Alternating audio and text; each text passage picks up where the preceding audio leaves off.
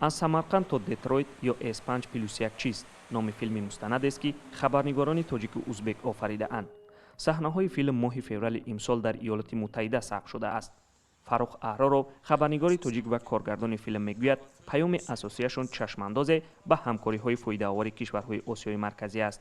پیام اساسی همون که دولت‌های آسیای مرکزی نباید از یک جو کمک پرسد، نه از بانک جهانی، نه از آمریکا، اروپا، خطه و دیگر جو. باید خودشون متحد باشند. مؤلفان فیلم نمونه این همکاری‌های آمریکا را به کشورهای همسایه‌اش در شهر بندر دیترویت در شمال ایالات متحده و هم‌مرز با کانادا جسته‌اند. مثال کانادا مثال در یک بندر گمرکی بار با حجم 500 میلیون دلار می‌گذرد. یک چبان روزبه. آن مناسبت. فیلم را اسکر یعقوبов و بهادر رسولov از ازبکستان به نوار گرفتند. خرج فیلم را وزارت امور خارجه آمریکا داده است.